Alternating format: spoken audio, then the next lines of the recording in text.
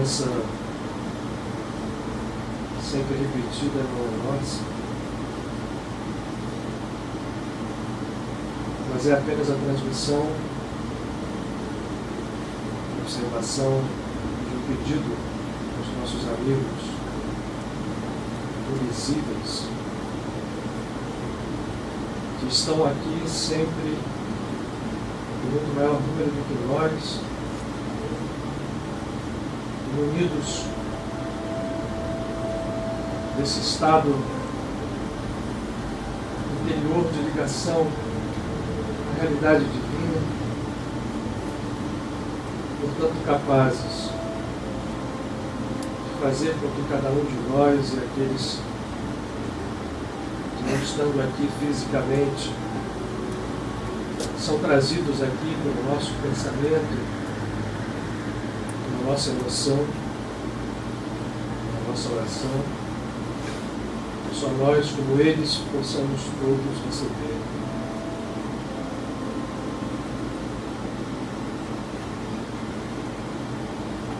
O pedido deles é de que a consciência de que estamos em meio a um trabalho espiritual, onde será sempre mais verdade a possibilidade de recebermos quanto for a nossa consciência de onde estamos e o que estamos fazendo aqui. Isso implica não só no silêncio da palavra física, porque ela é o estuário de forças invisíveis do pensamento, da emoção, e é a porta de entrada no plano físico, e, portanto, com potência criadora. Não fora isso, as grandes tradições espirituais nos falam do verbo sagrado e criador, do verbo mal compreendido e mal utilizado por nós, filhos do Altíssimo. Não é só o silêncio da palavra, mas ela, como estuário de nossos pensamentos e de nossas emoções, em silêncio, nosso ser inteiro possa vibrar, percebendo que estamos numa comunidade de irmãos, e estando entre irmãos, que deve nos mover é a alegria e a força de vida, é o estado permanente de aprendizes que somos. O silêncio da palavra física, a nossa concentração no portal por onde penetramos e por onde os nossos amigos invisíveis conseguem atuar em nós e através de nós, aqueles a quem amamos. Quando silenciamos, muitas vezes percebemos os estados de inquietude em que vivemos. Quando silenciamos, percebemos que o nosso respirar não obedece aos sagrados movimentos que regem a vida harmônica que cria o cosmos, onde os movimentos de expiração e inspiração se refletem em todo o âmbito da natureza. Percebemos que nossa respiração, ao contrário, entrecortada, curta, restrita, reflete a inquietude e a limitação que nós próprios nos condenamos e as cadeias a que nós próprios nos algemamos. No silêncio, podemos, outros sim, perceber o potencial infinito de que se esconde por trás da tela dos olhos cerrados, a vida infinita que espera para se manifestar com toda a plenitude através de nós. E se a sagrada oportunidade que temos aqui, reunidos entre irmãos, de sentir, de mergulhar, de manifestar o poder da verdade, ainda que apenas em seus primeiros passos e movimentos. Por que não o fazer? Portanto, entendendo e compreendendo o pedido de nossos irmãos, unamos as chamas que bruxuleiam em nossa mente, em nosso coração, com a chama viva e permanente do fogo crístico, que reside e habita em nós, que somos templo do Espírito.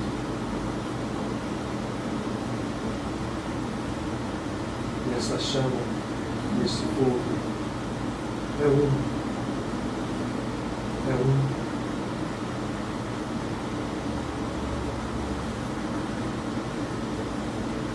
Isso é vida, isso é cura.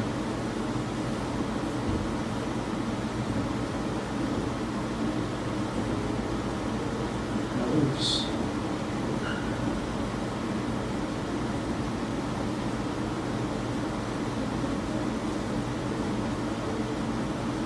Plena, valente e onipotente. É Deus em nós, esperança imortal, glória infinita.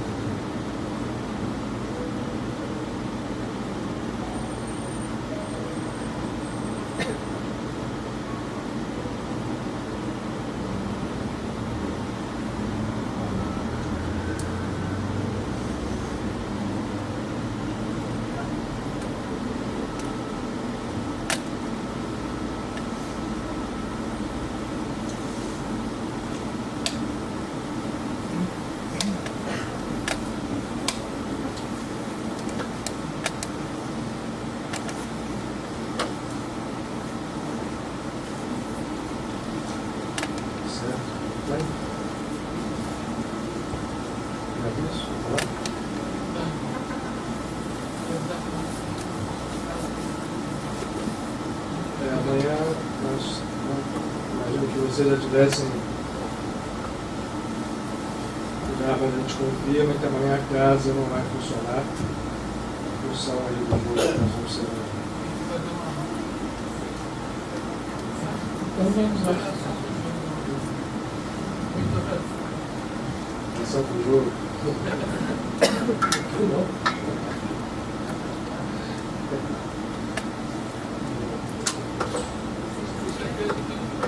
Você não quer falar? Mas tá bom. Sexta-feira nós vamos ter um reequilíbrio espiritual mensal, que é, como nós todos já sabemos, um trabalho que tem demonstrado aqui na casa o seu potencial e a sua capacidade de realização. Esse trabalho a gente deu esse nome, mas ele tem um subtítulo, que é o trabalho de Antigoécia, que é o desfazimento de energias negativas. Goécia é um nome grego que se relaciona à magia negra. Não é apenas para isso, mas é um trabalho em que se faz efetivamente esse reequilíbrio, faz parte do reequilíbrio muitas vezes a harmonização de energias intrusas que existem, sejam elas advindas do exterior, sejam elas vindas de nós mesmos. Essa diferença cada vez menos importa, porque o trabalho para se resolvê-las, no final das contas, o que cabe a nós é o mesmo, mas o trabalho tem sido efetivo. Tanto é que nós temos tido aqui muita gente durante o trabalho, ele é aberto, As pessoas podem chegar aqui, não precisa reservar, marcar horário, basta chegar até às 6h30, quando a gente fecha a porta, a gente tranca a porta, então problema de trânsito, só para a gente ter cuidado, infelizmente a gente não pode atender sessões, porque o trabalho começa. Ele é a nossa Lúcia Pires, a presidente da Casa de Problema, e lembrar sempre aquilo que a Dani relembra aqui, de que os trabalhadores da casa devem vir sempre que possível estar presentes, não só para ajudar, como também para receber. É importante isso. Nós temos poucos momentos na casa em que nós reunimos os trabalhadores. Essa é uma das possibilidades. É um trabalho de equilíbrio espiritual às sextas-feiras. Esse mês vai ser na próxima sexta, dia 11. Dia 11. Muito bem. Amanhã não vai ter? Mas amanhã vou fechar. Amanhã a casa não vai abrir. A gente só vai ter jogo no Maracanã agora no próximo domingo. A gente vai ter, esse amanhã é o último dia dessa excepcionalidade aí da Copa do Mundo. Bem, o Otto não está hoje, né? Não chegou ainda? Bom, vamos lá ao nosso desafio de hoje. Quando a gente fala em repetir temas, né?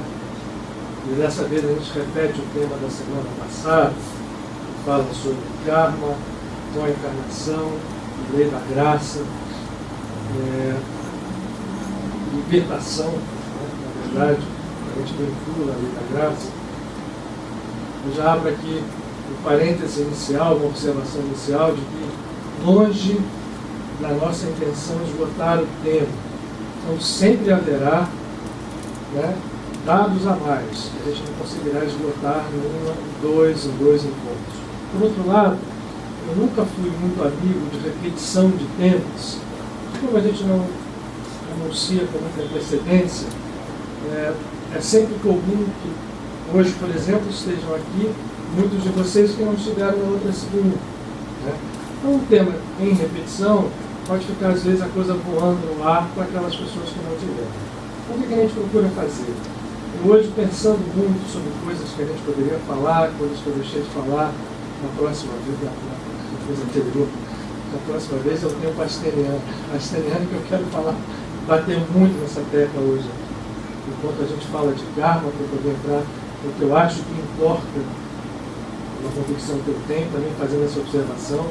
Convicção não significa posse da verdade, né? O que a gente fala aqui é passível de passagem, deve passar por crivo nas anos do mundo, do entendimento. Então, a gente vai falar muito do tema semelhante, mas é importante que a gente observe sempre que não se esgota um tema dessa natureza. O que a gente procura aqui é sempre passar aquilo que a gente recebe e dar pistas para que cada um possa pensar e a gente ir trabalhando isso ao longo do tempo. No fundo, esse é o grande tema de trabalho desta casa. Eu também tenho convicção de que a Casa de Padre Pio existe porque, de uma forma ou de outra, é importante que nós passemos esse tipo de ideia para as pessoas, para que cada um possa, dentro da sua visão, dentro daquilo que tem mais afinidade, trabalhar isso na sua vida. O importante é isso, os efeitos práticos para nós, não só nessa vida específica, como no conceito mais amplo de vida, né, que abarca outras tantas coisas. Bom, dito isso, vamos. Eu queria lembrar uma outra coisa também. Hoje é um dia auspicioso, muito auspicioso. Nós começamos, olhando sempre na nossa visão da Kabbalah, e a visão cabalística é uma visão extremamente precisa, com observação aos movimentos energéticos, né, que acontecem ao longo das nossas voltas, entre aspas, em torno da nossa estrela, do nosso ciclo solar. Nós entramos numa semana em que a divisão de estudo da Kabbalah, baseada na tradição judaica, olhando a Torá, chama-se Parashá da semana. É uma Parashá muito importante chamada Pinchas, com CH, ou pinhas em português. O que quer dizer isso? Essa paraxá, ela tem um poder,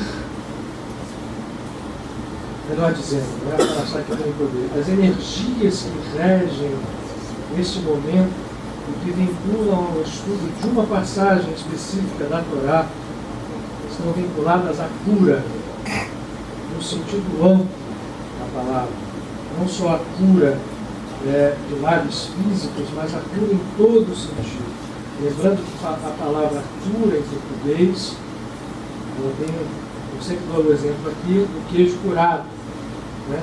A cura é aquilo que fala da essência, aquilo que recupera a essência, que tira fora o que excede, né?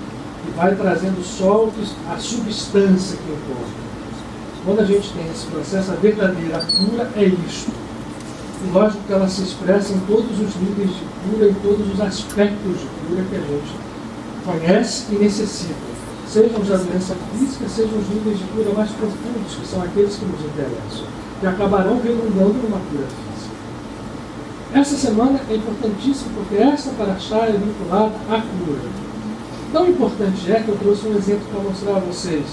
Aqui embaixo desse aparador está o Zohar, dividido numa tradução inglesa do Zohar com aramaico, dividido em 21 volumes.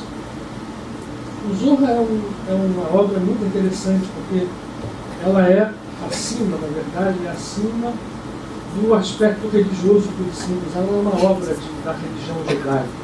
Quando é verdade que há muitos setores do judaísmo ortodoxo que eu não gosto muito de ouvir falar nessa obra.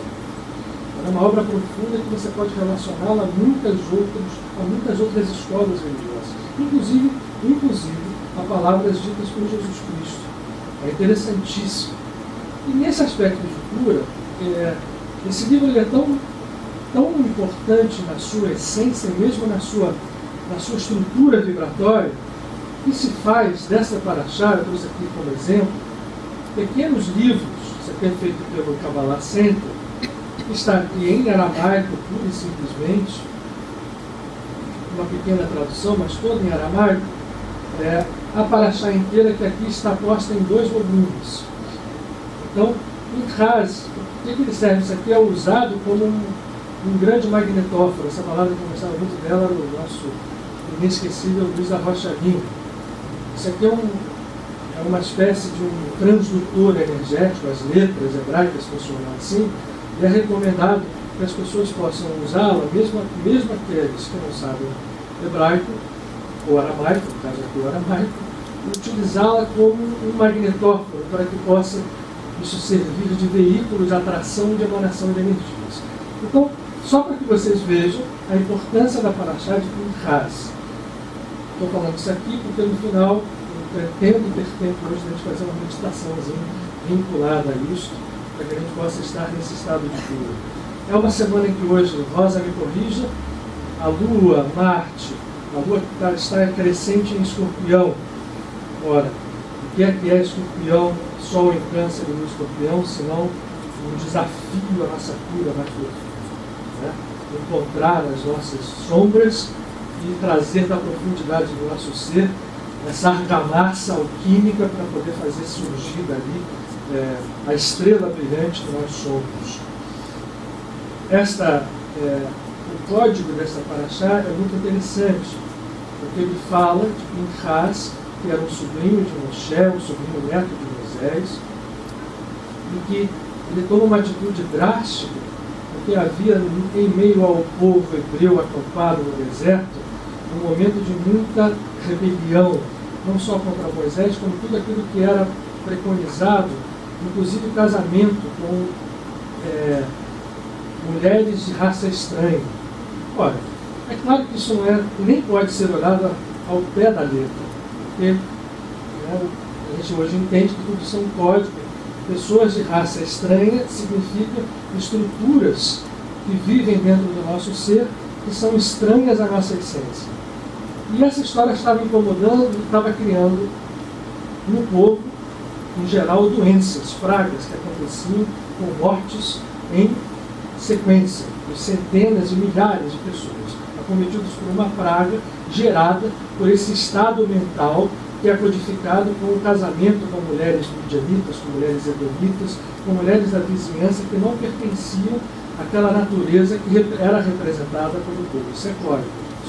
Ora, no meio da praga, Pinchas toma a iniciativa de, ao ver um ato sexual praticado em público entre um hebreu e uma estranha, apenas para que se afrontasse a autoridade de Moshe, Pinchas toma de uma lança e transpassa os dois em meio ao ato sexual ao nível deste chakra umbilical. Transpassa os dois pelo umbigo e quando isso acontece a praga cessa. Continuo dizendo e repetindo. Se alguém olhar isso pela letra, né, mas olhando isso pelo código, você está fazendo o quê? Esse chakra aqui está extremamente vinculado às nossas atitudes egóicas, criativas. É um chakra de fogo, de energia de fogo. É um chakra em que a energia pode, o estado de consciência pode estar muito deteriorado quando o ego fica muito doente. E daqui podem surgir todos os tipos de doenças e pragas possíveis e imagináveis. A cura se faz pela transfixação disso por uma energia libertadora, que foi o que fez Pinchas em código com sua lança. Tanto que cessa a praga, Moshe recupera o seu controle sobre a massa do povo e, enfim, os hebreus continuam marchando pelo deserto. Então a paraxá de Pinchas, o código é puro. Então nós estamos hoje aqui, em meio a esse estado, nenhum momento melhor para nós falarmos de lei da graça hereditária. Só para que a gente volte ao que nós falamos na semana passada, rapidamente, né? Hoje eu recebi uma sugestão que eu acho que faz todo sentido. Quer dizer, falar sobre karma, a gente falaria só sobre isso um tempão. Eu quis focar na semana passada sobre uma coisa interessante em relação a karma, falando que basicamente karma é uma lei de causa e efeito. A gente usa essa palavra sânscrita, mas isso aqui traduz uma lei. Ou seja, você planta, você colhe. De uma forma invariável. Agora, essa forma invariável é que é onde a gente hoje tem capacidade de analisar muito melhor, e sempre haverá melhores condições de analisar isto, quanto mais nós estejamos avançando no nosso estado de consciência, do que antes. Mesmo quando essa lei, que não é uma lei que foi trazida pelo Espiritismo, faz parte do Repeteco, Kardec recebeu nos espíritos essa orientação, fez disso parte dos seus livros de codificação, mas é uma lei que pertence a tradições religiosas tão antigas quanto a humanidade. Não é propriedade nem criação do Espiritismo. Isso era aceito na Índia, no Egito, na América Pretoriana e, importantíssimo para nós, na tradição hebraica. É importante que a gente tenha essa consciência que a época de Jesus, antes e depois, a reencarnação era aceita como é aceita ainda hoje, por exemplo, na Kabbalah. Que mostra como essa tradição é antiga. Ora, essa lei de causa e efeito fala, e aqui também ajudado aqui por lembranças que eu recebi, sugestões da semana passada, de que o que você planta, a causa que você gera, vai redundar no efeito. Muitas vezes esse efeito fica distante no tempo.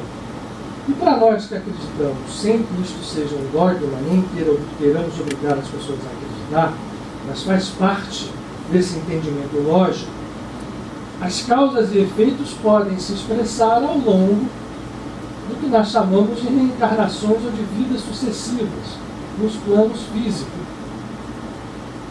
Ora, muito bem, isso no primeiro momento resolve certas agonias, como por exemplo, doenças congênitas, né? Mortes infantis, coisas que a gente faz, mas onde está Deus que faz essa coisa injusta acontecer? Isto fica entendido, né, numa lógica que não há um privilégio, cada um é responsável pela criação da sua própria vida, ok. Ao mesmo tempo, uma lembrança que me foi feita, importante que a gente saiba que essa história aqui, você gerar uma causa, não é só uma causa ruim. Né? Você pode fazer coisas ótimas e isso também vai ter o seu efeito.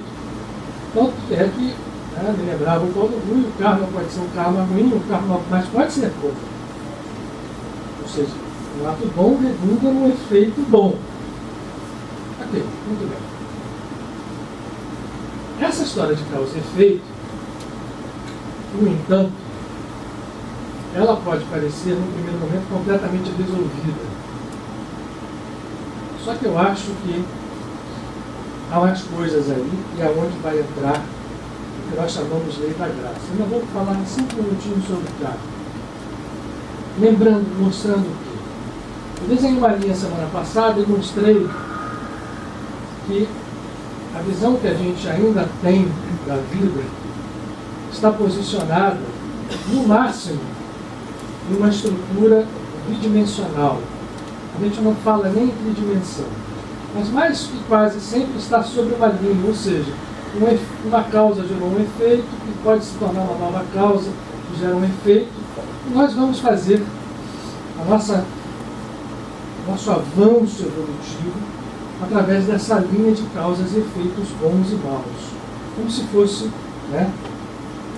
uma conta de compensação, uma conta bancária, onde os nossos atos bons e os atos maus vão se compensando. Ou, logicamente, vivificados pelos nossos estados internos. E isto se dá aonde? Num eixo temporal. No Livro dos Espíritos se fala em conceitos que você vai evoluindo, vai reencarnando, vai criando causas que podem ser boas ou ruins. Isto se reflete num estado kármico. Esse estado kármico se reflete sobre você em ações do destino, mas a gente começa a perceber que esse destino somos nós mesmos que estamos criando. E a criação desse destino, seja eventos, sejam estados patológicos, sejam todos, são fruto de criação nossa em vidas passadas. E aí, o conceito que se aplica é um conceito sobre um eixo de tempo linear. Um tempo que começa aqui e acaba aqui. Tanto que no Livro dos Espíritos se fala, olha, a evolução se dá, a evolução prossegue, as pessoas podem estacionar muito tempo, não regridem. Nós falamos sobre isso, hoje não interessa tanto. Né? Vamos falar isso ainda também. E avançam até que um dia elas chegam ao estado de perfeição. Olha, se eu entendo isso, eu tenho que incorporar um tipo de conceito. Imagina que eu sou um espírito criado aqui num determinado momento por Deus. E a outro aqui. Vamos imaginar que isso tenha acontecido ao mesmo tempo.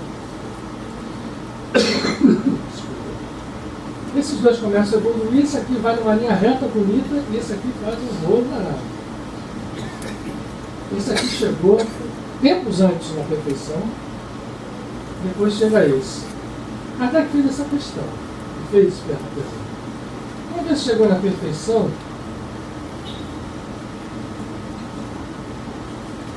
existe uma perfeição maior do que a outra? Vamos já responder, né? Olha, essa é uma questão. Outras questões surgem e que você, por exemplo, a partir do entendimento, naquele momento de Kardec, para todo mundo o tempo era algo que fluía como um rio unidimensional. Então um ano é um ano, um mês é um mês, um século é um século, um milênio é um milênio. A gente conhecia do universo um pouco mais do que a Via Láctea. Conhecia galáxias vizinhas como Andrômeda, mas o tempo era algo absoluto. Einstein veio para falar algo, para provar algo que mostra uma boa fratura nesse sistema, que é mostrar que o tempo não é absoluto. Se o tempo não é absoluto, eu medir as coisas linearmente, apenas com eventos aritméticos de crescimento, parada, né, coisa boa, coisa ruim, vai deixando de fazer sentido porque o tempo passa a ser uma grandeza, ela também variável. O que o Einstein faz fisicamente? Ele provou. Quanto mais eu for me aproximando, se eu for um objeto que eu vou acelerando até perto da velocidade da luz, as equações einsteinianas param aqui, mas hoje já há coisas além disso, mas eu vou chegando perto da velocidade da luz, eu vou como que encurtando o tempo, ou seja, se eu sair da Terra num foguete da velocidade da luz e fiquei 2 anos do meu tempo no foguete fora, quando eu voltar, eu vou encontrar quem ficou aqui já velho, de barba, ou seja, o tempo deixou de ser uma grandeza absoluta. Na hora que ele deixa de ser uma grandeza absoluta, aquelas questões que a gente falou aqui atrás, chegar à perfeição, de falar, passam a ter que ser olhadas, não que a gente negue. É muito importante que a gente deixe isso bem claro. Não é uma negação, mas é um crescimento de entendimento. E é bom. Por quê? Todo esse processo kármico, como a gente entende, seja ele linear, e ainda que ele não seja linear, ele possa ser entendido de outra forma, né? Por exemplo, vamos lá imaginar que nesse tempo no absoluto, ou a vivência, eu estou numa terceira dimensão, eu posso atingir coisas da dimensão linear de uma forma mais fácil do que aquele cara que está aqui e tem que chegar aqui andando sobre uma linha. Se eu estou aqui, eu posso atingir esta linha vindo de uma outra dimensão de forma mais fácil. Não é por isso, não é por outra forma, um dos grandes símbolos místicos é o triângulo. Depois a sua derivada das estrelas 6 pontas. Este ponto aqui que diz o infinito da unidade essencial, ele abarca toda a extensão da linha. Deste ponto eu atingo qualquer ponto da linha sem ter que andar sobre a linha. Eu atingo por outras formas. Ora, isto em termos evolutivos, em termos de trabalho nosso dentro da lei de criação, apesar de continuar não resolvendo definitivamente o problema, que não resolve, nos leva a outro tipo de indagação. Ora, se a história do karma ela é verdade, se ela se expressa tanto no karma bom quanto no karma ruim, e é uma lei, será que ela é? Essa é a pergunta. Eu tenho uma convicção, sem ser o dono da verdade, que há respostas, começam a aparecer respostas para isso. Basta que a gente olhe, com olhos de ver. Haverá outra forma de se evoluir, aonde esta lei férrea do karma não tenha o poder que ela exerce sobre aqueles que estão submetidos a ela. A primeira parte da resposta vai pelo entendimento do seguinte: ok, se há esta outra possibilidade, como é que ela acontece? Porque a lei do karma nos fala de uma coisa muito clara. Eu planto, eu colho, eu sou responsável pela geração do meu próprio destino. Se isso é uma verdade, outra lei acima disso vai ter alguma coisa que modifique essa coisa inteira e o destino certinho, matemático, da minha plantação e da minha colheita vai ser mobilizado por outros fatores? Isto é possível ou não é? Esta primeira questão, eu tenho convicção de que é possível, vai nos remeter primeiro ao entendimento de como surge essa lei kármica.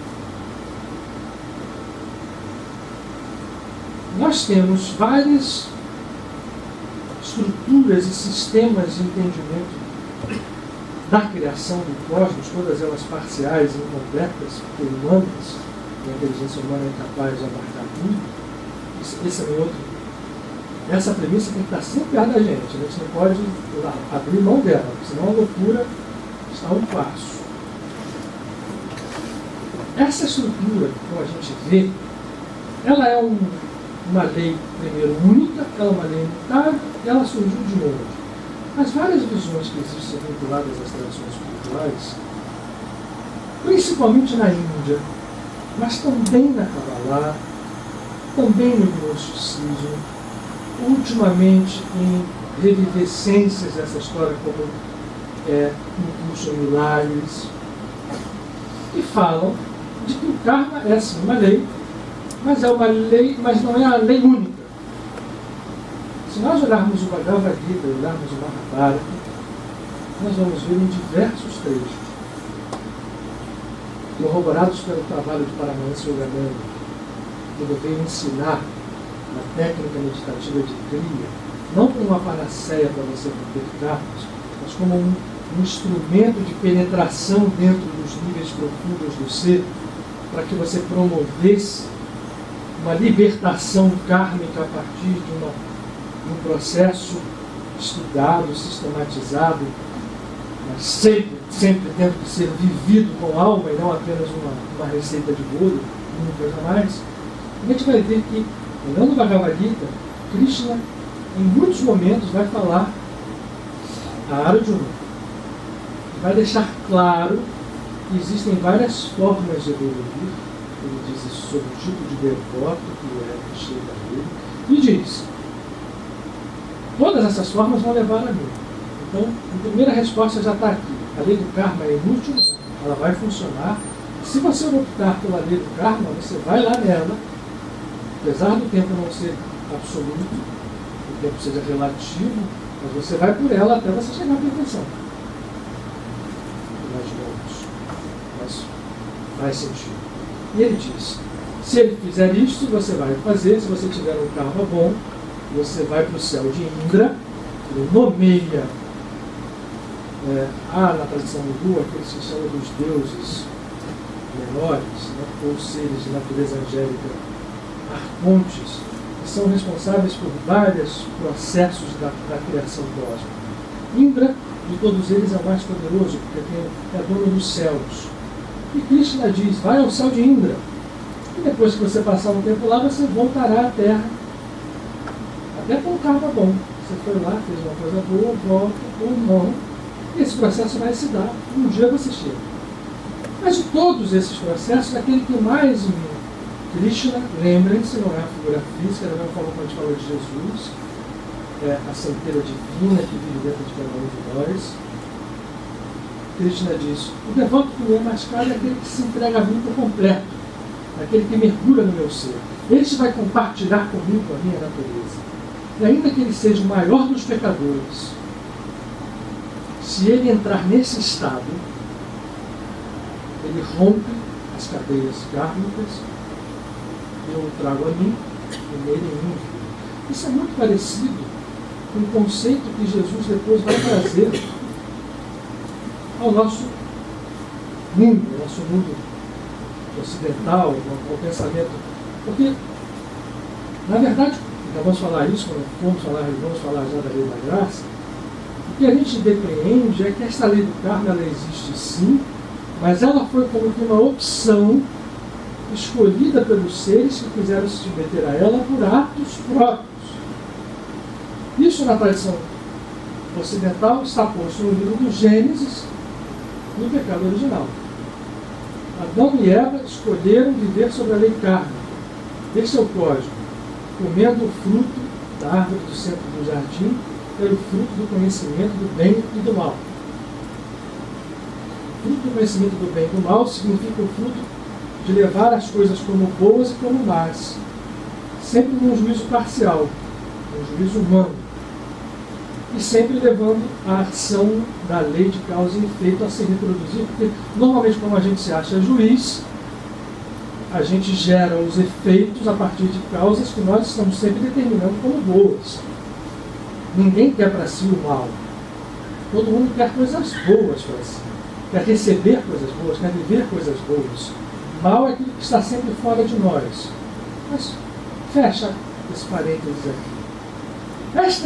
Esta lei kármica de opção própria, ainda que ela não seja uma lei linear, ela é uma lei eficaz, válida e, muitas vezes, férrea neste mundo de ilusão que nós resolvemos viver. Olhando pela tradição oriental, Getrubaldi depois vem no Ocidente a falar da queda, da revolta e aqui da evolução, e todos os adendos que existem ao lado disso, onde mostra a dor como instrumento de correção, né?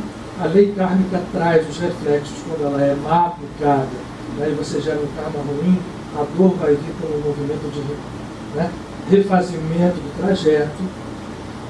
E esse trajeto não é linear. Só uma brincadeira com vocês aqui, só para a gente brincar um pouquinho de matemática, sem brincar de matemática.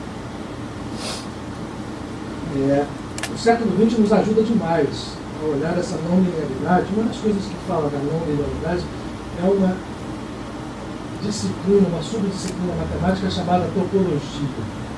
Aqui se estuda, se valendo da teoria de grupos, estruturas que se chamam nódulos, ou nódulos, tranças. Uma das coisas interessantes é você desfazer um nódulo. Isso daqui é um nódulo topológico. Esse cruzamento aqui pode gerar 500 mil consequências. Existem fórmulas matemáticas hoje de você fazer o que se chama de separação de cruzamentos, usando um cálculo chamado polinômio de Alexander. O polinômio de Alexander tem dentro da sua fórmula o infinito. É uma matemática extremamente maluca, mas que fala de multidimensionalidades e de estruturas que, sendo multidimensionais, podem ser simplificadas, podem ser rompidas, podem ser refeitas. E isto é uma espécie de entendimento de que como é que esta lei do karma se dá. Ela se dá em multidimensão. Eu posso atuar sobre ela, sobre multidimensão. Quando eu começo a ter esse entendimento, eu estou fazendo mudança de estado. E mudança de estado é o portal para a entrada numa outra lei, chamada lei da graça. Vamos falar, isso aqui tem aplicação prática para entender a mudança de estado da matéria, por exemplo. Quando é que a água muda de gelo para líquido? 0 graus. A nossa visão linear poderia pensar o seguinte: eu começo a aquecer um gelo, imagine que eu não tenha, eu preciso botar uma panela, vai esquentar mais embaixo. Imagine que eu pudesse pegar um calor, e todos jogados ao mesmo tempo, um gelo a menos 5 graus. Eu não vou começando a fundir a água, né, o gelo e chegando a água, menos 2, menos 3 já vai ter uma aguinha. Só na hora que chegar a 0, todo aquele gelo ali, as moléculas se desarranjam e formam água no estado. A teoria de estado hoje é trabalhada em algumas coisas através dessa matemática topológica. A teoria de estado nos remete a compreensões superiores de coisas, inclusive da natureza, e a teoria de estado é a analogia mais próxima que eu encontro para a ação de uma lei superior à lei do karma, que se chama lei da graça. Esta lei da graça é muito mal entendida, ainda, porque dela falou Krishna, quando ele fala sinceramente, e dela falaram todos os grandes mestres, inclusive os cabalistas, e dela falou o tempo inteiro Jesus. Eu sou convicto que Jesus não veio ao mundo para falar da lei do karma. Alguém já ouviu isso aqui? Jesus nunca veio ao mundo. Ele era tão claro para ele que essa lei do karma estava aqui causando esta série de dores e sofrimentos criadas por nós mesmos, que se fosse para chancelar a existência da lei do karma, ele, não sei porque ele teria vindo. Ainda que ele referende à lei do karma, e esse assunto seja tão conhecido e tão tácito entre os seus discípulos, por exemplo, quando se fala da reencarnação de João Batista como Elias, era claro que ainda que seja ou não seja, isso não importa, os discípulos compreendiam o conceito de reencarnação. Os discípulos compreendiam conceitos como você paga aquilo que seus pais fizeram, você paga aquilo que você plantou na outra vida e está colhendo agora. Quando ele conversa com Nicodemos, que era um membro do Sanedrim, ele pergunta para ele como é que eu faço para encontrar a libertação, ele fala, é importante que você nasça de novo. Nicodemos faz a pergunta, então eu tenho que voltar para a barriga da minha mãe, nascer. E Jesus faz uma brincadeira com ele. Podemos, você é mestre de Israel. Você ainda duvida do fato de renascimento na barriga, ou seja, da reencarnação? Isso não é dúvida mais. A gente não está conversando sobre isso, eu não vim conversar sobre isso. É importante que se renasça assim, da água e do Espírito. Ele faz uma diferença que a água é o símbolo do corpo físico, da matéria. 90% do nosso corpo é água. Ele diz, é claro que é importante renascer, principalmente para nós que ainda estamos sob essa lei, é claro que o renascimento, a reencarnação, ainda é algo importante. Tem sido até agora, nós somos reencarnados aqui com um track record do passado, se expressando em nós, cada vez a gente entende mais sobre isso, esta lei kármica está ativa e vai ficar ativa até o dia em que nós mudarmos de estado, para entrarmos na lei da graça. E também não é de graça. Qual é o mau entendimento sobre voltando a Jesus? Ele fala, aquele que nasce do Espírito, que nasce da carne é carne, que nasce do Espírito é do Espírito. Eu estou interessado nisto, porque o que nasce do Espírito é como uma brisa, que não tem, ninguém sabe de onde vem, nem para onde vai. Olha só que código maravilhoso que está posto nessa frase. Eu não sei de onde vem nem para onde vai, porque a lei da causa e efeito, como ela funciona normalmente para nós, para esse que está renascido do Espírito, ela deixa de funcionar. Ele passa a funcionar numa outra lei. E ele diz, eu quero isto. Eu quero que este fogo arda. E isto é conhecimento da verdade. A partir desse momento, não eu, Jesus, não eu como Krishna, não era o Krishna, Jesus não era Jesus, não era pessoa física, era um estado pleno de consciência, chamamos de consciência crística, consciência messiânica, consciência de ungido, consciência divina, que está manifestado ali, que está sendo proposto a cada um daqueles que entende e vai em direção a essa lei. Ora, Jesus foi muito claro ao falar isso, depois, por isso talvez o entendimento, porque Paulo não era Jesus, mas Paulo depois vem e bate em cima dessa terra, de maneira muito intensa, tanto é verdade, que gera uma celeuma dentro do cristianismo, e até hoje isso é muito mal entendido, quando se faz uma falsa contraposição entre a coisa das obras e a coisa da fé. Desculpa. O mau entendimento do que seja esta lei da graça é tão grande que se faz uma contraposição e em cima deste mau entendimento se criaram escolas espirituais. Escolas espirituais enormes, enfim, várias, desculpa. Né? Todo o evangelismo a partir de Lutero, por exemplo, é uma expressão da salvação pela fé. Eu tenho quase certeza que Lutero entendia muito bem, Paulo entendia muito bem, mas a sequência disso leva a desentendimentos, aliás, como tudo que é em volta da passagem de mestres pelo mundo. Não teria sido à toa, eu também vejo isso assim muito claro no Espiritismo, o que o Espiritismo põe sempre à luz Paulo de Tarso. Paulo de Tarso fala basicamente nas suas epístolas de uma salvação pela fé, mas que não é a salvação pela fé como a gente entende. Jesus teve o sacrifício, ele salvou, ele pegou, levou os karmas e os pecados acabaram porque ele, na cruz, pagou os pecados de todo mundo. Isso é uma coisa, no mínimo, ingênua. Porque não é um entendimento profundo do que está sendo, que está escondido, melhor dizendo, dentro desse corpo de conhecimento e de vivência. O acesso à lei da graça se dá, portanto, por uma mudança de estado, e a mudança desse estado passa pelo caminho da fé, e a gente precisa entender o que seja fé, para entender que consciência de estado da graça é esta. No momento em que a gente atinge ou busca atingir, ou vai em direção a isso, o nosso passado kármico vai sendo transformado e em algum momento a gente nunca sabe quando, nem deve dizer foi agora ou foi depois, ele passa a deixar de existir com a intensidade que hoje ele existe para nós. Isso significa uma libertação das leis férreas da ilusão, da visão oriental. Isso significa uma libertação profunda das leis férreas do pecado, como nós o entendemos na visão ocidental.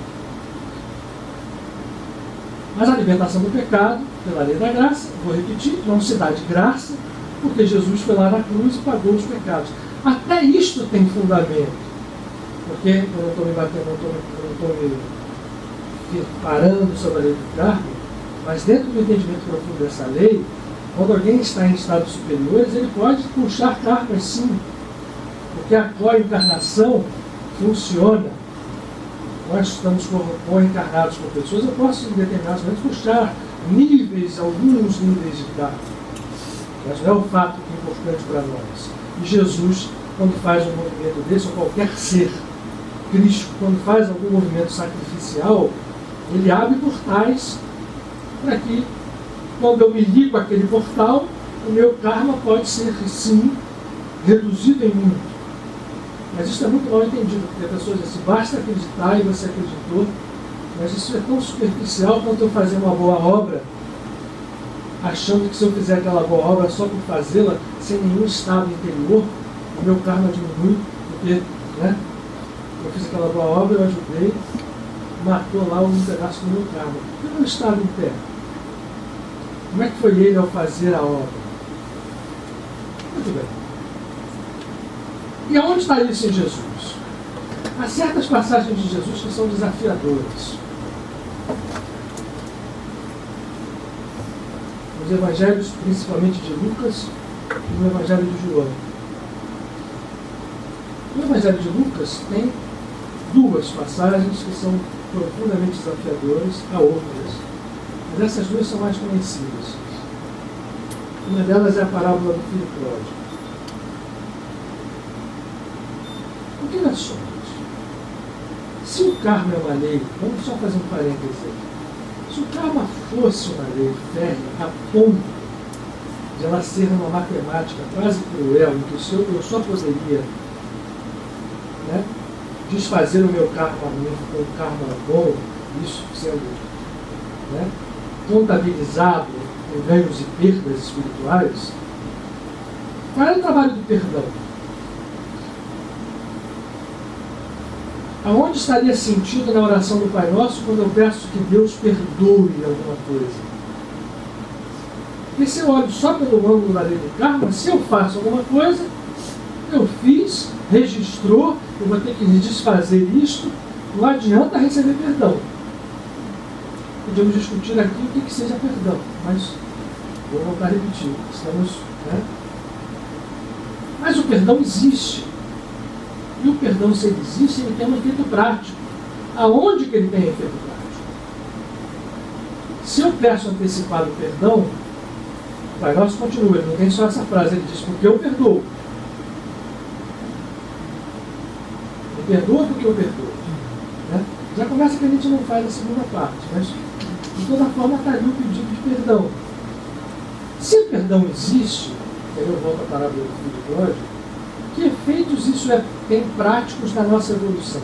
A história do filho pródigo é uma história muito, muito interessante, porque ela fala de um filho bom, que esteve ali, fazendo tudo sempre, e de um que pega a herança antecipada e vai para a vida, gasta tudo, a ponto de perder tudo, ficar lá deitado com a cabeça na lama.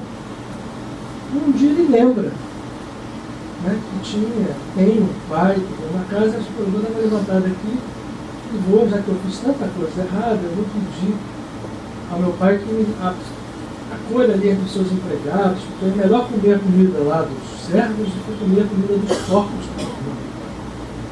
E ele faz um primeiro movimento. Ele se reergue e começa a caminhar em direção à casa. Essa parábola tem vários detalhes. Um dos mais importantes é: o pai vislumbra o filho de longe e não deixa que o filho venha. O pai vai de braços abertos e o filho vai começar a dizer todo o discurso que ele tinha preparado. Eu fui pecador, eu fui perdoado, eu quero pedir perdão, eu quero fazer tudo. O pai cala ele ao mesmo tempo, abraça atrás e começa a dar ordem. Limpa, tira tudo dele, né? Tira a lama, dá roupa nova, anel no dedo, festa. E isso acontece, e aí chega o filho bom. Aquele que para nós, dentro da lei kármica, seria o merecedor de todos. Tanto é verdade que ele também, como era, apesar de um filho bom sempre ter sido, né? Também estava dentro da lei karma. O karma, ele faz a seguinte observação: pô, pai, eu estou sempre aqui, faço tudo que você manda, estou perfeito, né? Nunca descumpri uma ordem sua, você nunca deu uma festa dessa para mim. Agora meu irmão, né, que estava lá, fez tudo o que fez, quando volta tem tudo isso? Não estou entendendo. Aí o pai vira e fala assim, essa frase, essa também é quase importante. Aqui tem um segredo tão grande quanto aquele do nascer pelo Espírito. E o Gananda batia muito nessa coisa. Tudo que eu tenho é teu. O que é ter tudo que o pai tem? Qual de nós já entrou dentro desse estado de perceber, de entender, de vivenciar essa plenitude? Eu tenho certeza absoluta que nenhum de nós aqui tem isso dentro ainda, esta consciência desse estado de que tudo que o pai tem é nosso. Se fosse verdade, nós não estaríamos aqui lutando com os nossos karmas. Para nós não temos tudo que o pai tem. Para nós estamos trabalhando nessas visões parciais de mérito, de juízo, de condenação, de fazer bem ou fazer mal. E aquele que fazia o bem, achava só que fazia o bem, é surpreendido pelo pai. Se a gente vai perceber, não, aquele ali, então, o pai fez aquilo, mas ele vai ter, o filho vai ter que refazer todo o seu caminho que ele fez, todas as besteiras ele vai ter que reconstruir. Até pode ser, mas o fará em outro estado. Estou batendo muito nesta terra. Uma coisa é estar preso à lei kármica, a outra é se livrar dela e aí atuar até nas coisas que você karmicamente gerou. É uma diferença boa nisso. Os livros do Chico Xavier nos falam de dois personagens onde isso acontece. Quem leu Libertação, conheceu o personagem Gregório, sabe que no final da história, quando o Gregório vai reencarnar, ninguém diz, né, a Matilde, que é a mãe, não chega para o irmão e diz assim, agora o Gregório vai reencarnar como um sujeito sem 4 mãos, sem 4 pernas, porque ele fez tanto mal, tantos séculos. Ela fala assim, olha, ele vai reencarnar, ele vai ter lutas, tal, eu vou estar perto dele, mas aparentemente uma pessoa que ia ser até rica. Vai entender isso na nossa visão kármica linear. O outro personagem é Félix, do livro Sexo e Destino. Quando você chega no final do livro, é contado uma encarnação de Félix no século XIX. E Félix é trazido o tempo inteiro como um personagem extremamente iluminado. Quando você vê o que ele foi na encarnação passada, não bate dentro dessa nossa visão de julgamento kármico linear. Félix teria que estar num estado muito pior do que aquele. Não poderia ser o chefe de uma instituição de nosso lar tão grande quanto ele era. Ele conta a história toda no final. Leiam um livro. Voltando. A parábola do filho pródigo nos fala, então, primeiro, desta não linearidade do karma. Aí entra uma outra parábola também muito desafiadora, muito importante. A parábola dos talentos. São 3. E a outra é trabalhadores da 10ª hora. Trabalhadores da 10ª hora, inclusive, tem a tradução é feita para ajustar a parábola. O grego original não fala, qual é o trabalhadores da 10ª hora? O Senhor recruta servidores da 1ª até a 10ª hora e vai dar um trabalho. Aí chega na 10ª hora e fala assim, cara, vocês estão sentados aí, ninguém chamou, ninguém chamou, ele está aqui, não está fazendo nada. Aí tem um problema de tradução. Não existe essa coisa de ninguém nos chamou, não é clara no grego. Chega e recruta. Se ele chamou antes, deixou de chamar, isso não vem, mas foi posto ali para Mas ainda assim ela continua desafiadora. Vai trabalhar 1 hora, no final do dia ele pega, dá trabalhou 12 horas, dá um que trabalhou 11, dá um que trabalhou 10, não é? Aí chega naquele que trabalhou 1, dá um também. Imagine a revolta que foi, e é descrito. Peraí, ele mesmo aí, sou. Pô, tá dando o mesmo para ele? Eu trabalhei 10, você trabalhou 1? Esse Senhor Jesus é desafiador. Muitas vezes, a história do Jesus bonzinho, como quase todo santo, né? aquele pieguismo. Não, a figura é desafiadora. Assim, vem cá, o Senhor nessa palavra diz o seguinte: eu combinei quanto com você? 1. Quanto eu te dei? 1. Estou fazendo alguma coisa errada? Não. E eu vou dar para este, trabalhou 1, combina? 1000. Isso não é uma coisa forte, mas é uma coisa de interpretação errada da lei da graça, porque podia parecer o seguinte: então Deus vai distribuir as graças de acordo com o que ele acha legal. Então, dane-se você que está todo bonzinho aí, eu acho melhor dar para aquilo. A interpretação mais profunda disto não é esta superficialidade, senão que Deus é esse. A interpretação profunda é: a verdade está mais lá no fundo e mostra que aqueles que chegam depois da evolução no infinito, como é que eu meço essa história? A medida não é linear.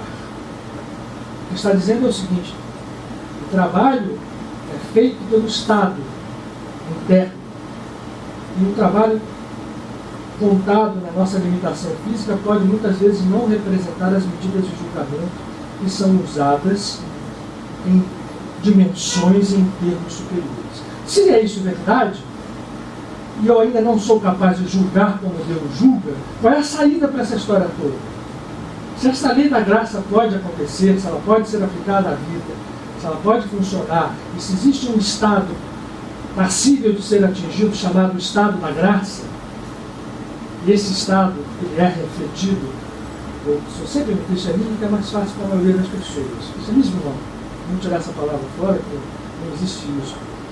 O que Jesus traz como boa nova, dentro da sua tradição espiritual, que reflete de todos os grandes mestres. O que isso vem para nós, na verdade? Vem uma possibilidade de você fazer mudanças profundas com atos aparentemente pequenos, desde que esse estado seja atingido. E se eu não sou capaz de fazer um julgamento completo desse estado, o que eu faço para chegar nele? Tem que haver uma forma de chegar. Estar nesse estado de bem-aventurança é a resposta. O sermão das bem-aventuranças está lá posta numa sequência de coisas interessantes a serem feitas, também mal entendidas. E os evangelhos, ao mesmo tempo que Jesus propunha essas parábolas, a outra parábola mais, a terceira, é a dos talentos. Ele sai e entrega talentos de 5 a 1 para diversos trabalhadores. Ele diz: olha, cuidem desses talentos que eu vou, daqui a pouco eu vou voltar. Aí o que tinha 5 virou, fez se transformar em os 5 em 10, o que tinha 2 fez em 4, e o que tinha 1 ficou com aquele 1. Ficou com medo, abriu um buraco na terra, deixou ali. Quando o Senhor chegou, ele falou: olha, eu não sei como é que o Senhor é, poderoso, guardei aqui, vou lhe devolvendo esse talento da mesma forma como o Senhor me entregou. Aí, bom, na nossa, esse julgamento que a gente tem desse cara foi prudente, né? Escondeu ali, guardou, deixou guardadinho, não mexeu, não roubou, não fez nada, devolveu o que era. Porque essa pessoa não foi bem essa resposta. O Senhor diz primeiro para o discípulo: você que fez isso, fez muito bem, o outro também fez muito bem. Agora você, por que o dinheiro? Por que você não pegou esse dinheiro, não entregou para o banco e não entregava isso se você não quis trabalhar? Fizesse de outra forma. Tira o talento dele e dá para quem tem 10. Aí termina-se. Quem tem, se acrescenta. Quem não tem, até o que pensa que tem, será tirado. Tudo que a gente acha que tem, a gente pensa que tem. Dentro da estrutura da lei kármica, nós pensamos que temos muitas coisas, não só materiais. Nós pensamos coisas em relação a nós mesmos, né? Em relação a habilidades, a capacidades. Nada disso pertence a nós como ego, porque o causador desta queda, o causador da lei do karma, o Adão e a Eva, são o nosso ego, que é divino, diga-se de passagem não, mas com muito persistência, mas que faz dessa divindade algo que gerou uma lei, gerou uma criação, gerou todo um processo que está aí, agindo sobre nós. Isto eu penso que tenho, nada disso é meu. Vamos voltar para as bem-aventuranças, que agora vai chegar na hora do trabalho da lei da graça, porque se eu não consigo entender a lei da graça na sua natureza profunda, mas estão me avisando que ela existe, e existem provas de que ela pode funcionar, como é que eu faço para estar nela, esse estado da graça? Se eu tenho as bem-aventuranças, como é que eu vou a ela? Ora, a bem-aventurança começa dizendo uma coisa, primeiro, também extremamente comum. Bem-aventurados os pobres no espírito, e deles é o reino. Ora, pobre de espírito virou até xingamento. Né? Você chega a ser um pobre de espírito. Como é que esse pobre de espírito pode ser alguém em estado da graça? Eu vou voltar na parte prática aqui, vou me valer dos outros depois, para fazer um movimento prático para nós, para entender o que é ser pobre no espírito. Não entender, para a gente poder se valer de um potencial processo, fazer o efetivo de saída do estado da lei do karma para entrar na plenitude do espírito. Aquele que entende que ele nada tem, como nós, temos que buscar ter algo. Ter algo, em verdade, como aquele filho pródigo lá, o pródigo lá, o irmão mais velho, é entender que tudo que o Pai tem é nosso. João da Cruz, um dos grandes místicos católicos, entendia que nada tendo tudo eu tenho. Isso é algo de uma praticidade, não diria difícil, mas é uma mudança de movimento, de estado dentro de nós. É romper um nó, como aquela topologia ali, e desfazer nódulos. Tudo que nós fizemos ao fazer com que o ego doentio se tornasse o nosso Deus é criar nódulos dentro do nosso ser. O ser crístico está imune, mas as nossas personalidades, tudo que nós vivemos no karma, criam tranças, nódulos. Os processos de desfazimento disto são processos supradimensionais, processos de estado. E para entrar nesse estado, eu preciso primeiro de tudo compreender que tudo aquilo que eu penso que eu tenho, eu não tenho, porque isso vai me ser tirado. Para ser aquele que faz do talento divino a multiplicação, eu preciso saber que tudo que o Pai tem é meu. E para saber que tudo que o Pai tem é meu, eu preciso me considerar primeiro pobre. Por isso a bem-aventurança referida aos pobres no espírito, que sabem que deles mesmos eles não têm nada, mas no momento que eles entendem que aquilo que é do Pai é deles, eles passam a ter tudo. É o primeiro passo de uma escala de bem-aventuranças que vai passando pela pacificação, os pacificadores, pela pureza de coração. E o que é ser puro de coração? Aí vai entrar, voltamos a Paulo de Tarso, quando ele fala, aonde a fé te leva? Primeiro, o que é fé? Fé não é apenas acreditar nisso, naquele, né? Aceitar algo como uma crença passiva. A fé é um estado, novamente voltamos à palavra, é um estado que passa por uma passividade, boa palavra nos deu Huberto Roden, quando falava de uma passividade dinâmica, no sentido de algo que mobiliza potência. E ao mobilizar potência, é poder, pode a qualquer instante se transformar em dinâmica, em essência, em movimento, em criação. A fé verdadeiramente entendida é isto. Porque Paulo não fez mais do que compreender palavras que o próprio Jesus tinha dito, e aí vou ao Evangelho de João. A gente estava falando de Lucas, lembra-se que eu falei de Lucas e João, como dois evangelhos sinalizadores desta lei da graça. Jesus fala com toda clareza, porque era uma celeuma muito importante, como hoje nós não temos essa celeuma, ela é diferente, a essência ela é a mesma. Havia uma briga entre os doutores da lei, ou seja, se você não cumprir as mitzvot, ou seja, tudo aquilo que a Torá manda fazer ou não fazer, você está fora do beneplácito de Deus. Você está descumprindo uma coisa de Deus, você está em pecado. Ora, as pessoas passavam a entender aquilo como algo superficial, esquecendo do que você precisa fazer. Se você cumpre algo que a lei te manda fazer, por exemplo, respeitar o Shabat, se você faz aquilo só por fazer, você não está fazendo nada. Aquela obra tem pouco significado. É a mesma coisa que o católico, que não vai se confessar e chega a estar em pecado porque não se confessou, porque deixou de ir à missa. No Espiritismo a gente não tem isso na regra. Mas como nós temos tanta coisa dentro da gente, muitas vezes o espírita acha: eu não fui tomar passe, eu não fui ao centro, eu não fiz aquilo, não fiz isso, eu estou começando a errar, tem algum castigo vindo sobre mim. Ora, esse processo de entendimento da obra como algo superficial tem que sair de cena, porque a obra só é válida quando ela está iluminada pela fé. E o que é a fé? É esse estado, tanto é verdade que no Evangelho de João, Jesus fala com toda clareza: há uma obra a ser feita.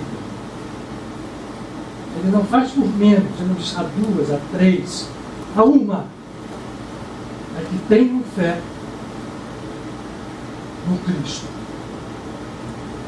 Não é fé em Jesus, pessoa física, Jesus, né? O Filho único de Deus. Ele nunca disse isso dele mesmo.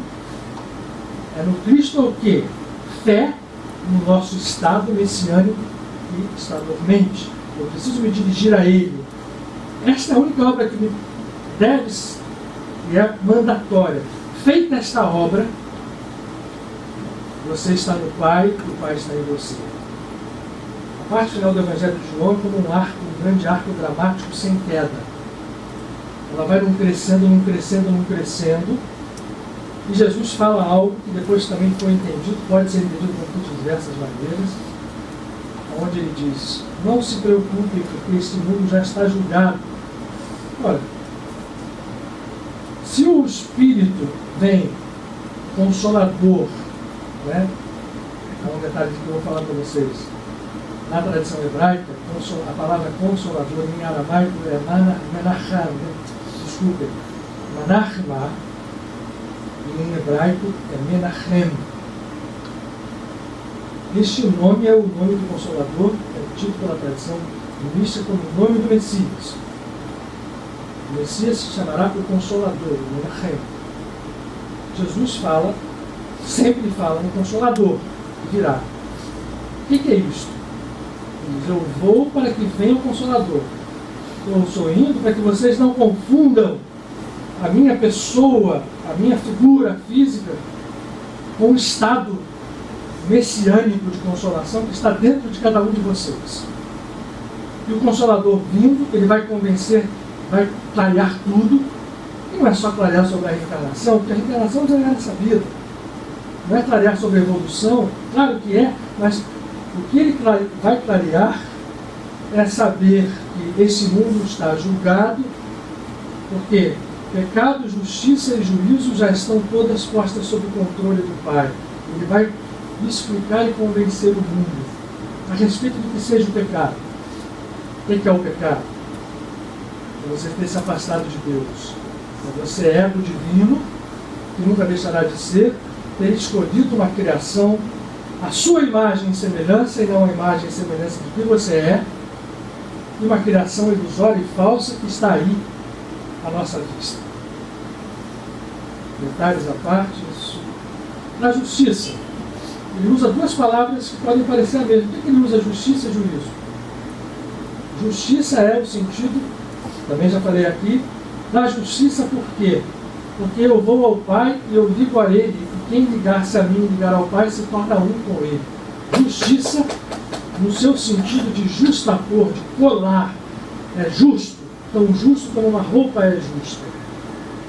É se amarrar ao Pai na sua essência.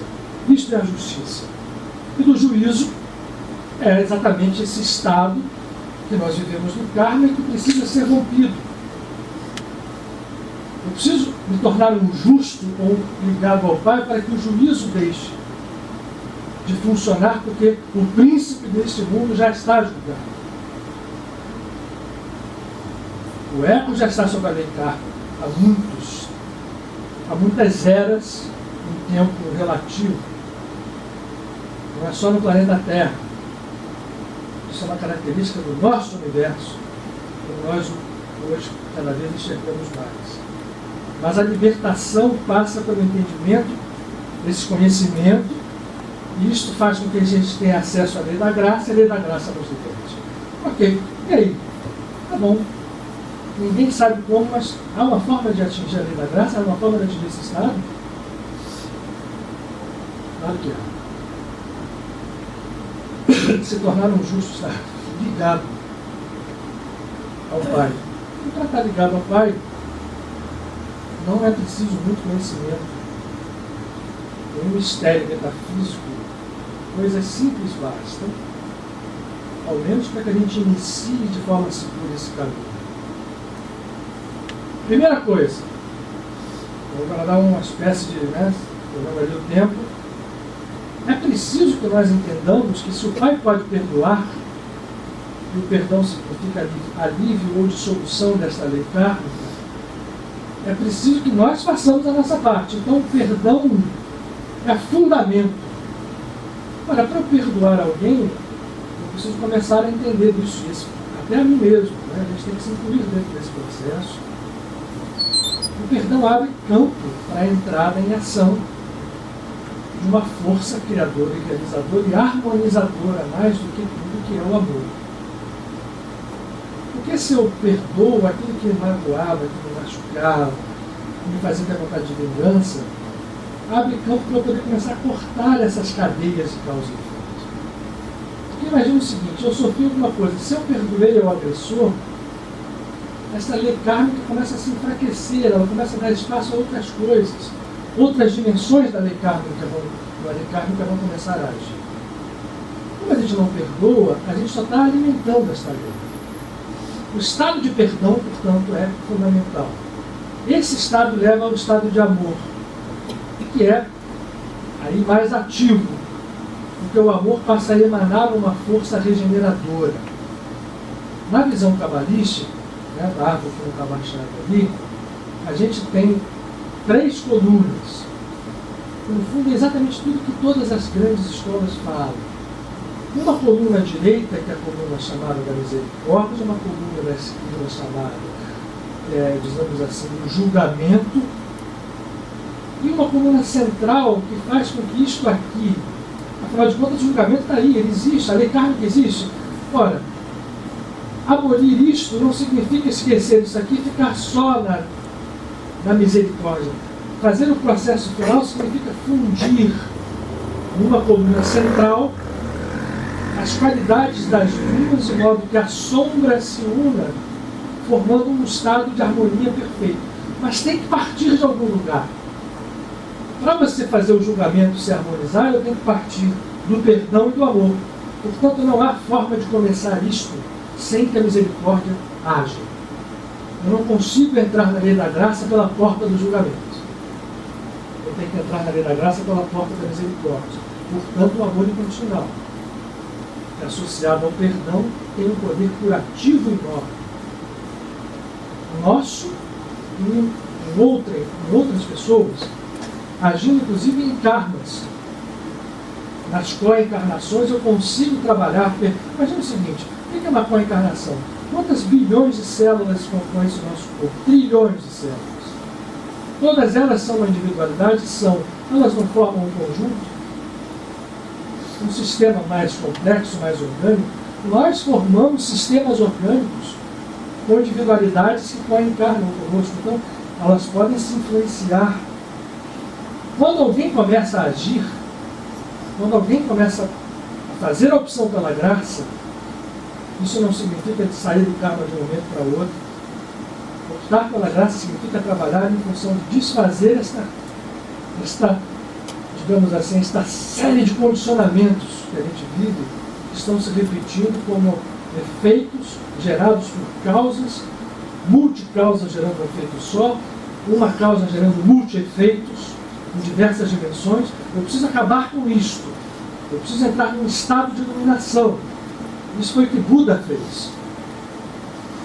E Buda fala com toda clareza, como fala Krishna, que o fato da lei do karma existir, o fato desta lei de causa e efeito existir, tem que ser superado por aquilo que eles chamam do estado de nirvana, e que Jesus fala do estado que o Espírito Santo age, e que no Zohar era falado sempre na consciência messiânica. Na hora que eu vou para esse estado, eu começo a reverter o movimento da vida. Eu começo a agir em outros níveis. Mas para entrar nesse estado, eu vou repetir, é preciso começar pela misericórdia, é preciso começar pelo perdão. E associar isto a técnicas que existem, que também não adianta, vou dar um exemplo. A Kriya Yoga. O Yogananda traz a Kriya Yoga e ele é taxativo em dizer que uma prática de Kriya, por exemplo, pode, de 10 minutos, o Yogananda gostava muito de ser preciso nas coisas. 10 minutos de Kriya podem significar 10 anos de evolução normal kármica. Aí a gente pergunta, pô, então é fácil, eu aprendo a técnica de Kriya, sei como ela é, senta ali por 10 minutos, ela faça a técnica, acabou de limpei 10 anos de karma. Isso é só a repetição ingênua da nossa superficialidade. É a mesma visão daquele que vai confessar na igreja, o padre perdoa, ele sai dali limpinho, e vai continuar sendo a mesma pessoa que é. Outro sujeito que faz aqui vem tomar passe, sai todo feliz na vida, continua sendo a mesma pessoa que é.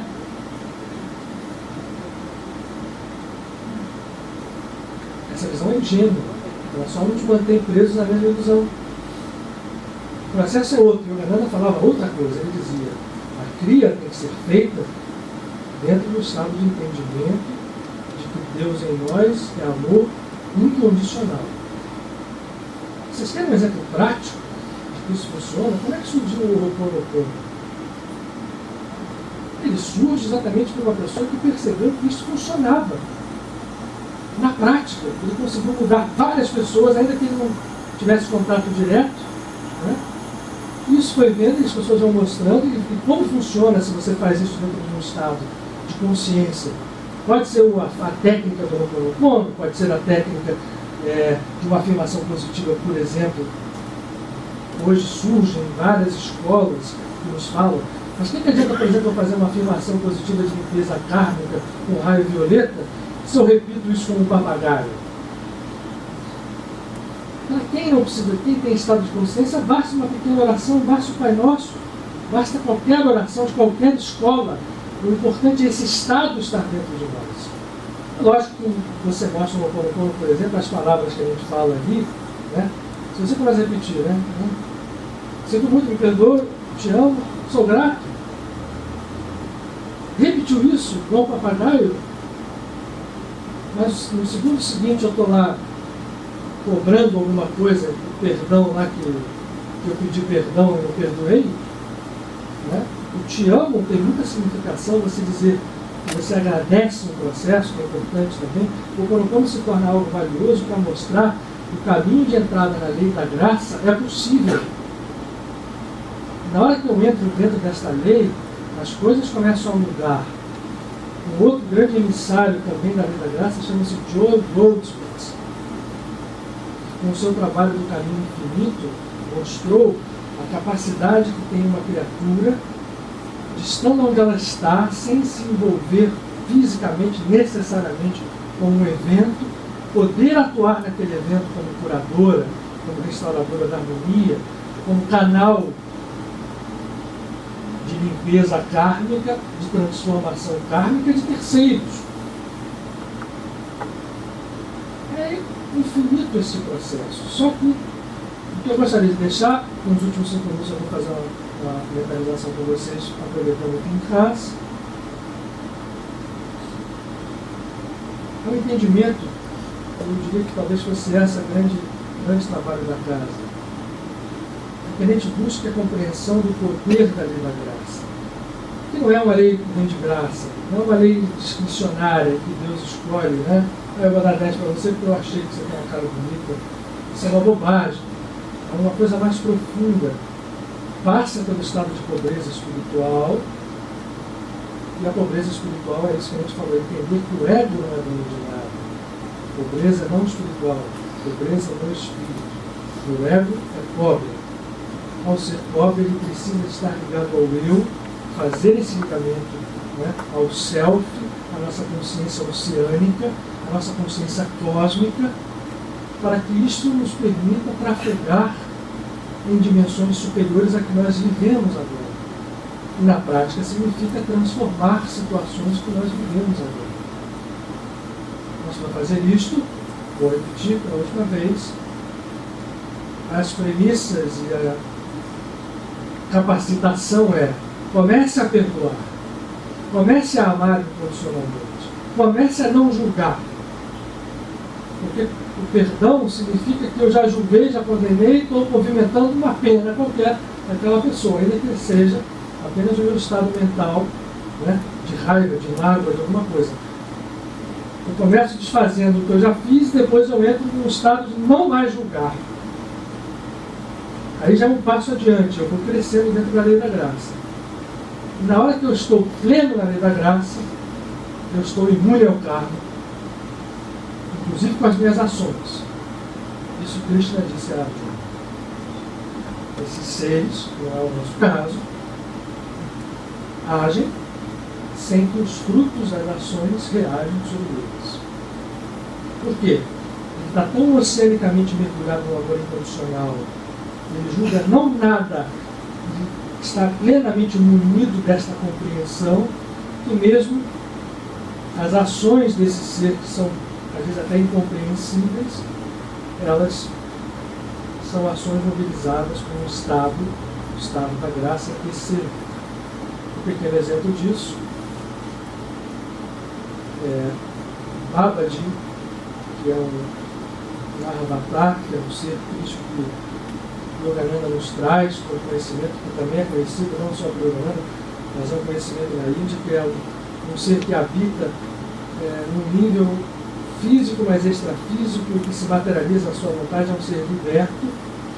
Babaji tem uma passagem no livro Autobiografia de um Yogi, que um discípulo está perto dele, ele está acendendo uma fogueira, aí de repente ele pega uma acha daquela fogueira e encosta no ombro do discípulo e queima profundamente aquilo.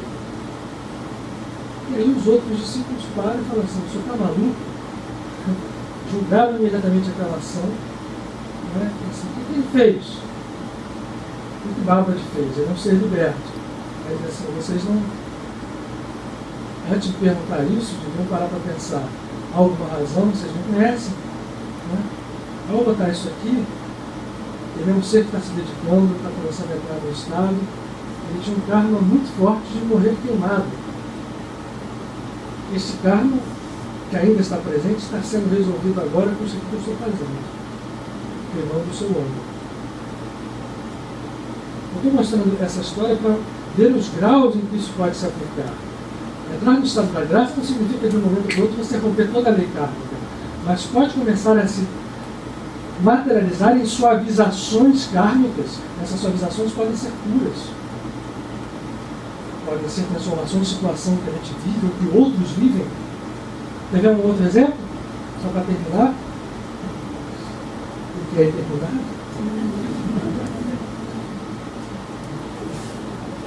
As orações de Mônica para converter seu filho, Agostinho. Agostinho é um ser básico, por ele só básico, várias análises interessantes. Mas vocês já viram falar sobre pobreza de espírito.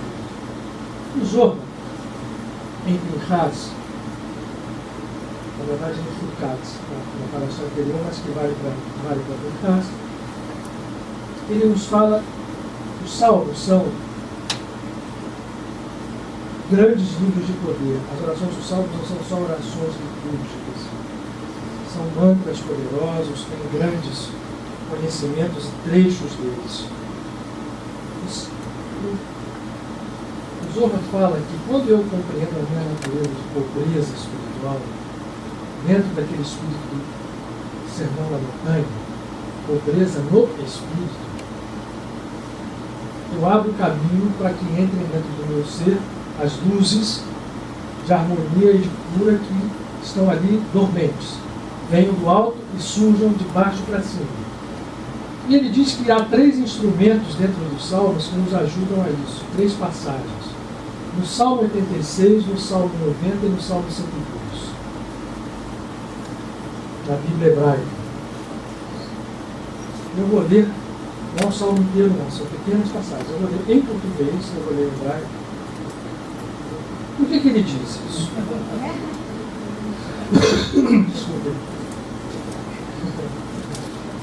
Porque quanto tempo? Muito tempo. Depois eu vou pedir para passar isso para o hebraico, para quem quiser. Mas no Salmo 86,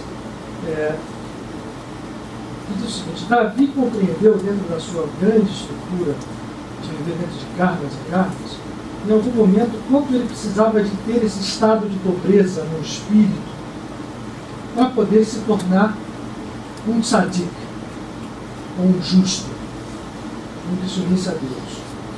E ele, como ele sabia que a oração do pobre, diz o Zohar, é a que é atendida de Deus para tudo, mas que pobre? Aquele ser que sabe que não tem nada, que ele tem, é tudo que ele tem, é o que ele nada tem, que é Deus, que são paradoxos, que a gente tem que entendê-lo assim.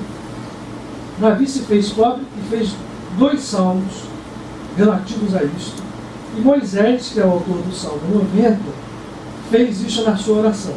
O Salmo 86 diz assim: uma prece de Davi, e final de Davi. Ó Eterno, inclina para mim os teus ouvidos e dá-me a tua resposta, pois sou um desvalido e estou aflito. Preserva a minha alma, pois sabes que te sou devoto, ó Deus meu.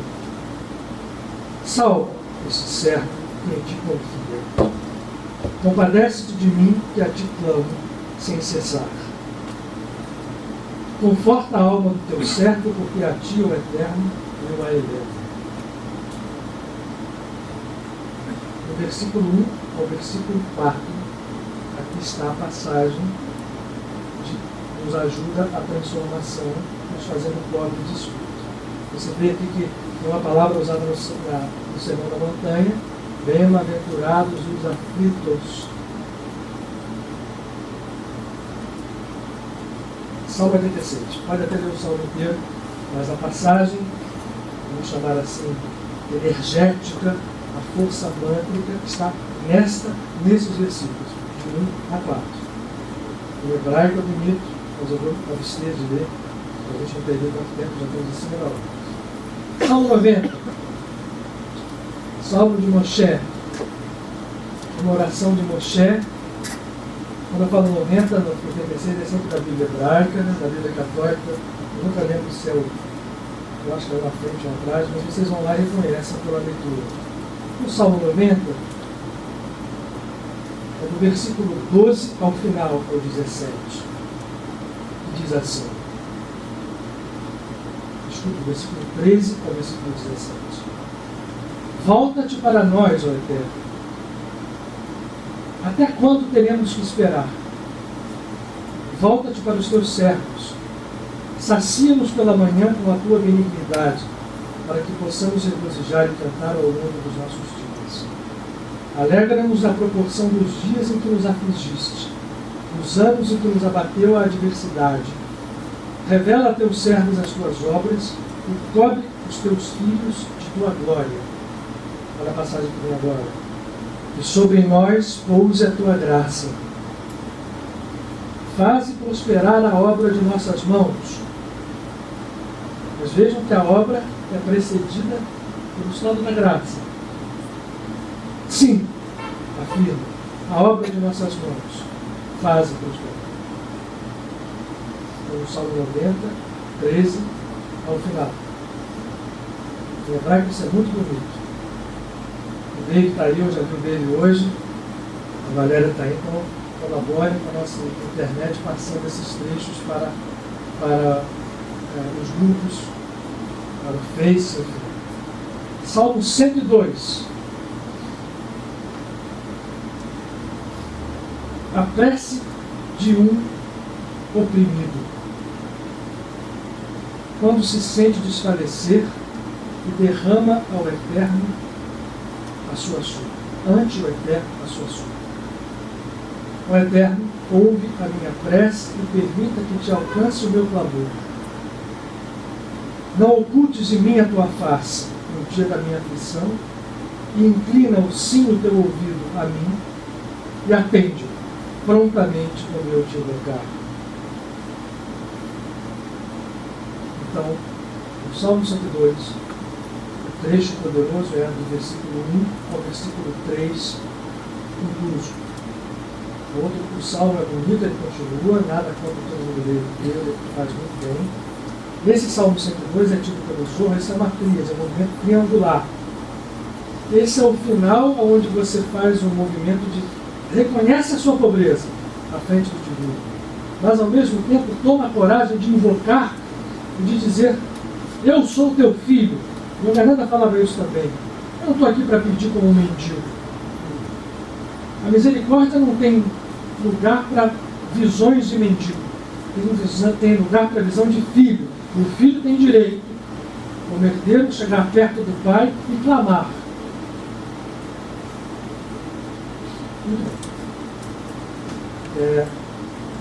Para aqueles que queiram, vamos fazer então só um minutinho agora, fecha a luz para acabarmos. A luz está passando. Como vocês viram, eu terminei esgotado, né? Claro que dentro da.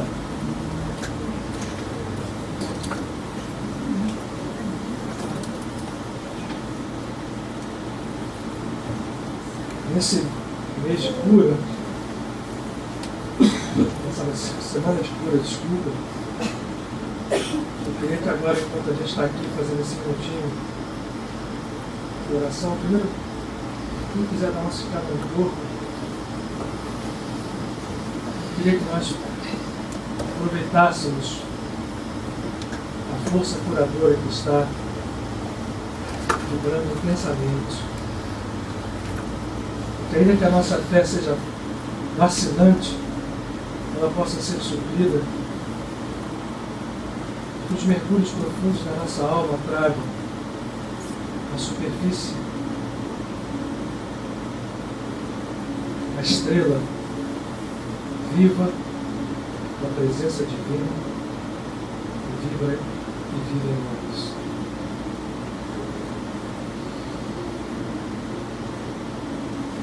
Vamos respirar profundamente, sentir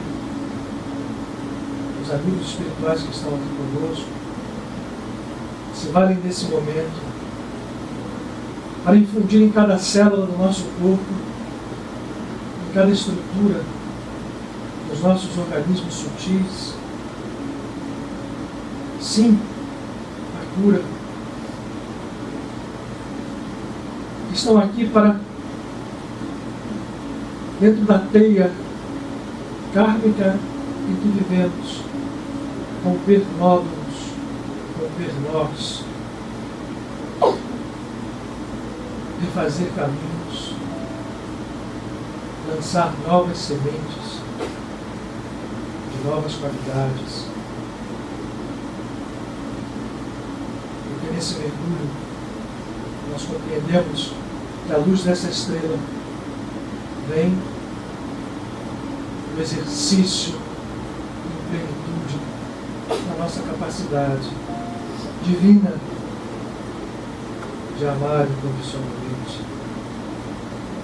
O que significa que perdoamos a nós mesmos, a tudo e a todos. O que significa que ao inalarmos o ar que nos rodeia, levamos a nós presença de vida e de cura. E ao exalarmos, que vem de nós, não mais será a treva, não mais será a ignorância, não mais será a morte, mas seremos criadores de vida à nossa volta, seja onde for, no modo que for, porque como pobres no Espírito,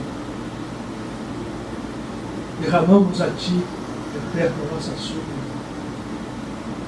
e sabemos que Tu ouves a oração daqueles que entendem que o ego de si mesmo nada possui,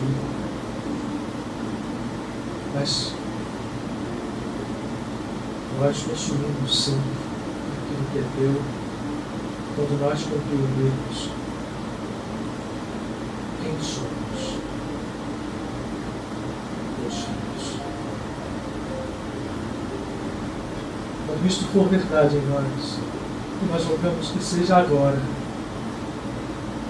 que a partir de agora,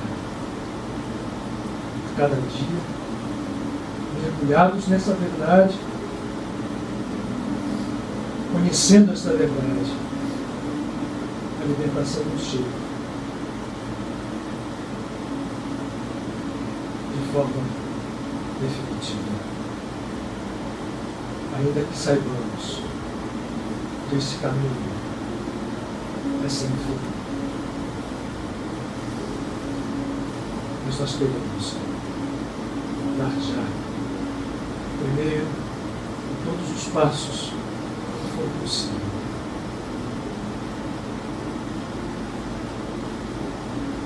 Vem, Senhor.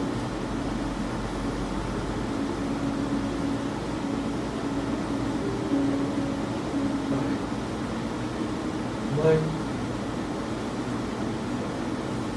tudo vem.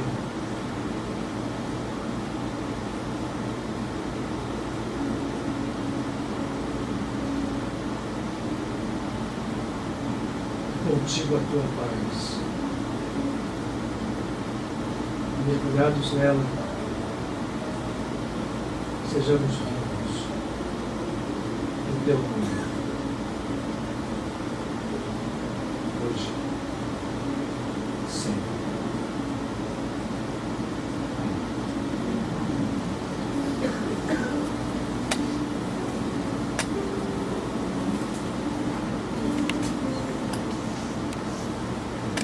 Obrigado, uma boa semana a todos.